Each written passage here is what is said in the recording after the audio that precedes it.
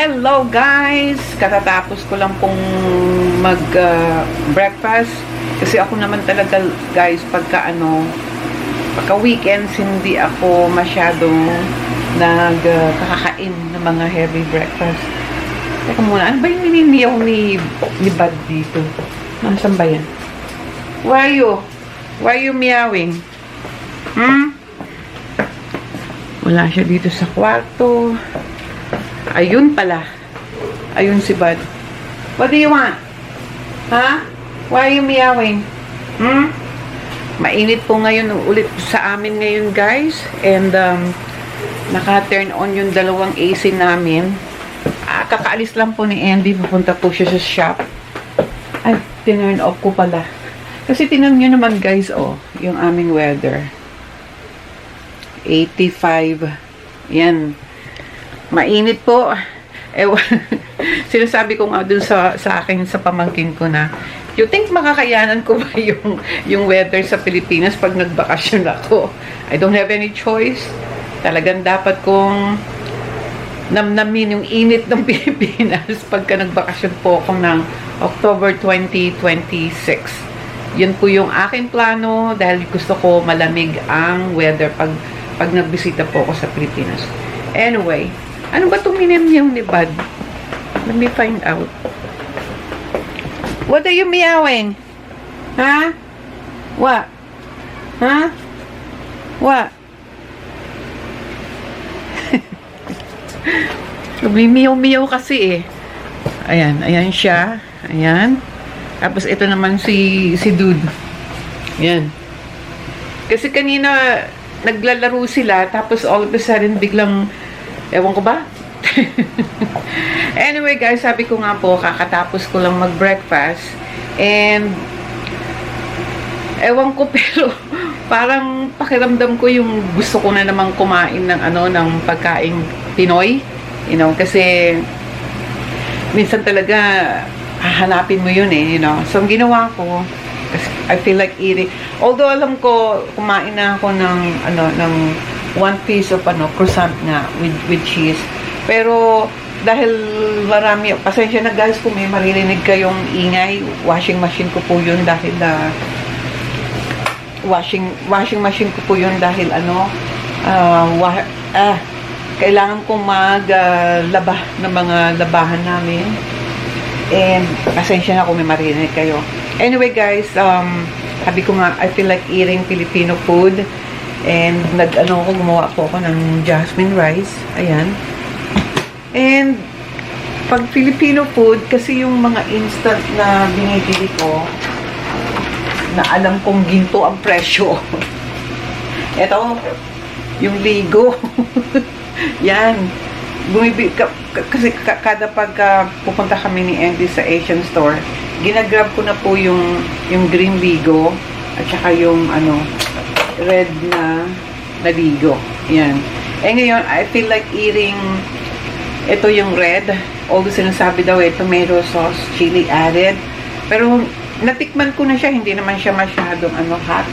So, yan yung aking gustong kainin ngayon.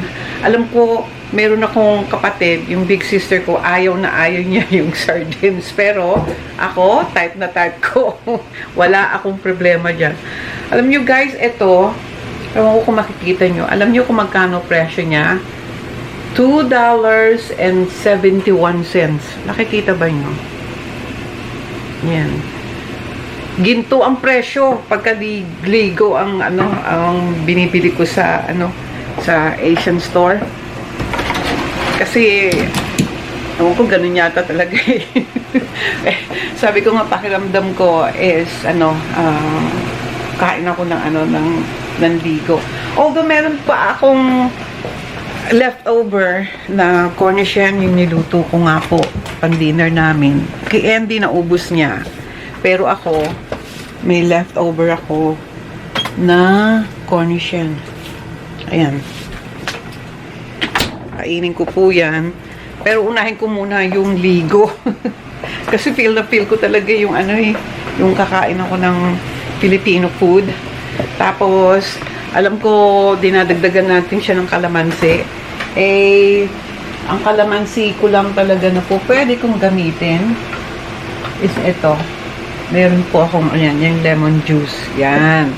Yan ang ipapatak ko sa ligo mamaya. Pagka, pag ready na akong kumain. Ay, nako guys. So,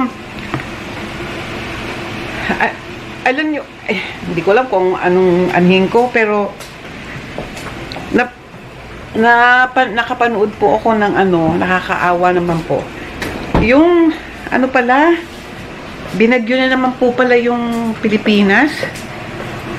And, thank the Lord at hindi apektado yung mga pamilya ko kasi, although, syempre, umuulan, pero hindi sila affected yung baha, yung talagang naapektuhan yung Manila, Batangas, yung mga ganun. Kasi napanood ko sa YouTube channel.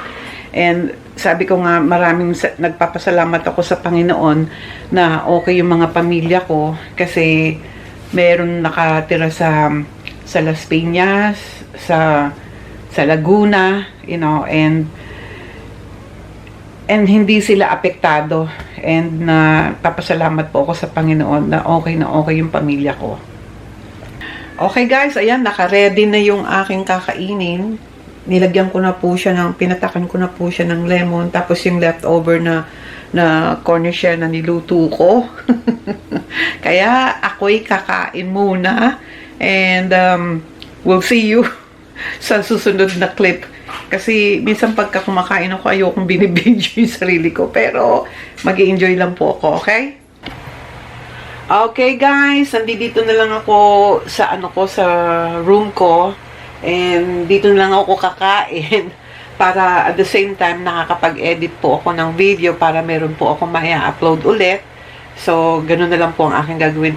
Nakasarado po yung aking door kasi yung dalawa, you see Bud and Dude, pag kumakain kasi ako, nanggugulo Kaya ang ginawa ko, dito na lang po kakain sa harap ng computer ko para makapag-edit nga po ako.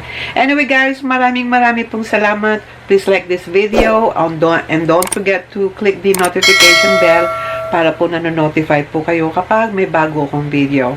Okay guys, marami pong salamat. See you on my next vlog. Bye! Thank you guys for watching. Please subscribe to my channel. Goodbye. Love you all.